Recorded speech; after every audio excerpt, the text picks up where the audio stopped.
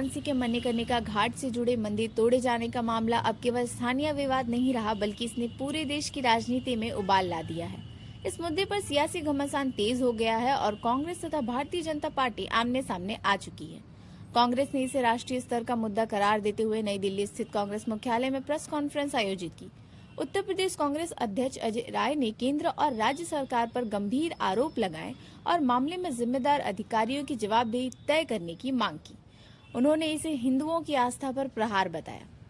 निश्चित ये मांग करते हैं कि इसको तत्काल इस काम को रोका जाए, इसको तत्काल वहां पर जैसे पहले से स्थापित था वो तो कर नहीं पाएंगे क्योंकि सब चीज को ध्वस्त कर दिया। 1771 के द्वारा स्थापित की हुई मूर्तियां, 1771 के द्वारा लोकमाता अहिल्याबाई होलकर की मूर्ति सबको बुलडोज करके आपने देखा होगा, उसके नोच से तोड़ तोड़कर उसको आधा आधा फाड़ दिया, तोड़ दिया। अब वो तो बन नहीं सकता, पर तत्काल उसको काम रोका जाए। और वहां काशी में हमारे धर्माचार्य, हमारे जो वहां के धर्म के जो स्थापित लोग हैं, उनसे वार्ता करके, उनसे विचार विमर्श करके ही आगे का कोई काम किया जाए। और मैं फिर कहना चाहूंगा अंत में कि ये सरकार, योगी या मोदी की सरकार केवल दिखावटी हिंदुत्व का काम करती है।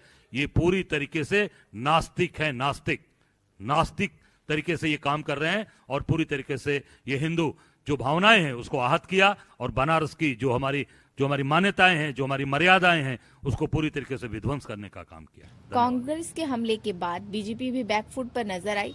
वाराणसी में भाजपा नेताओं ने आनन फानन प्रेस कॉन्फ्रेंस कर कांग्रेस के आरोपों को सिरे से खारिज किया। इस दौरान प्रदेश के मंत्री रविंद्र जायसवाल ने कांग्रेस पर धार्मिक भावनाओं के नाम पर राजनीतिक करने का आरोप लगाया। वहीं बीजेपी विधायक नीलकंठ तिवारी और मेयर अशोक तिवारी मणिकर्णिका घाट पहुंचे, जहां उन्होंने स्थानीय लोगों से संवाद कर हालात का जायजा लिया। मीडिया से बातचीत में उन्होंने स्पष्ट किया कि सरकार मंदिरों के प्रति संवेदनशील है और कार्रवाई तथ्यों व नियमों के आधार पर ही की गई है। फिलहाल मणिकर्णिका घाट का मामला राजनीतिक अखाड़ा बन चुका है, जहां बयानबाजी लगातार तेज हो रही है और निर्माण काम करना पड़ता है, डबल काम हो जाता है। तो आज वहाँ पर संस्कार भी हो रहे हैं और विकास भी हो रहा है। संस्कार रुके भी न, विकास काम होता ही रहना चाहिए। और इस कारण से वहाँ पर पूरे बनारस में कुल 54 घाट मणि हैं। एक मणि वहाँ भी था। उस मणि का जिस ढंग से टूट रहा था, ठेकेदार ने थोड़ा तेजी दिखा दिया था। उसको धीमे से पहले मूर्ति हटाता फिर तोड़ता तो कोई दिक्कत नहीं होती। लेकिन उसने गलती किया कि उसने पहले मणि को माना कि इसका कोई मंदिर का आकार नहीं है। मणि के बाहरी दीवार पर मूर्तियाँ चिपकी थी, उसको ध्यान गया नहीं। उसने अगर मानता है कि पूरे मंदिर ढांचा होता नहीं करता हो, लेकिन उसने लगा कि ऊपर लोग बैठते उठते हैं तो उसने तोड़ा। वो नया बनना था तो उसको चाहिए था पहले अपने मूर्ति को हटा करके फिर मणि को तोड़ते, मूर्ति को हम दोबारा वहाँ पर रखते, बनने का फिर वहाँ लग जाएगा। लेकिन उसने थोड़ा लापरवाही किया। उसका उठा के फायदा विपक्ष के लोग ये गुमराह कर रहे हैं बनारस जनता के साथ। उनके जो भावना है, सद्भावना है, वह मिसगाइड कर रहे हैं। विपक्ष के लोग के पास काम नहीं रह गया है। यह केवल समाज को गुमराह करने का प्रयास कर रहे हैं। धर्म, सनातन, राष्ट्र का काम भाजपा ही करती है। मंदिर का विकास काम भाजपा ही करती है। माता अहिल्याबाई होलकर की जयंती भाजपा ही मना रही है, बाकी लोग कहाँ मना रहे थे।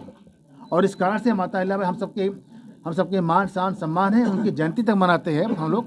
तो यह गुमराह करके शहर का माहौल खराब करने का प्रयास कर रहा है, जो निंदनीय है। आदरणीय प्रधानमंत्री जी के मार्गदर्शन में, आदरणीय योगी जी के मार्गदर्शन नेतृत्व में लगातार विकास के कार्य, जनता के हित के कार्य, जनता को सुख पहुंचाने वाले कार्य किए जा रहे हैं। विपक्ष के पास कोई मुद्दा नहीं है, विपक्ष के पास कोई आधार नहीं है जिसको लेकर के जनता के बीच में जाएं। जहां भी उनको अवसर मिलता है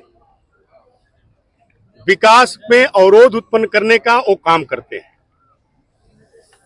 काशी में हो या भारत के किसी भी कोने में हो, बिना जाने समझे अलग अलग तरीके से सामाजिक वैमनस्य, सामाजिक सद्भाव को बिगाड़ने का कार्य, समाज में बिखराव हो, टूटन हो, इसके लिए कभी जाति आधार पर, कभी समाज को तोड़ने के आधार पर, कभी संविधान बदलने का एक झूठा नारा दे करके, ऐसे में माननीय प्रधानमंत्री जी की प्रेरणा से इस घाट का और शमशान घाट का, विशेष तौर पर शमशान केंद्र का एक सुंदरीकरण, जीर्णोद्धार का कार्य प्रचलन में है, चल रहा है। इस जीर्णोद्धार में 2 तल पर ऐसे क्रीमेशन के लिए लगभग 30 से ज्यादा,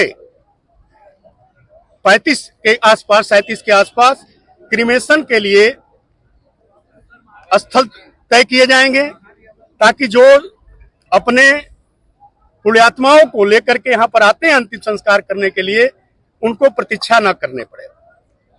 बाढ़ के दिनों में गलियों तक, काफी अंदर तक जब बाढ़ आ जाता है, क्रीमेशन का कार्य, अंतिम संस्कार का कार्य किया जाता है।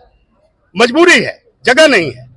देखिए, जो विपक्ष के लोगों ने आज प्रेस किया है, मंदिर टूटने की बात कर रहे हैं, इसलिए हम लोग आपको लेके आए। तो आप देखिए वास्तविकता क्या है, और कोई छुपाने वाली चीज नहीं। ये मंदिर है जो लोग दिखा रहे हैं, वहीं गणेश जी हैं, वहीं नंदी जी हैं, यही मंदिर है। क्या ये मंदिर टूटा है क्या?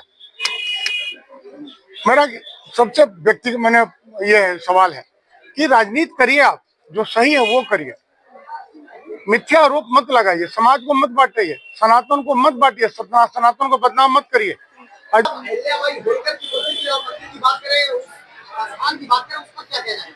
देखिए, अहिल्याबाई की मूर्ति सुरक्षित है, रखा गया है।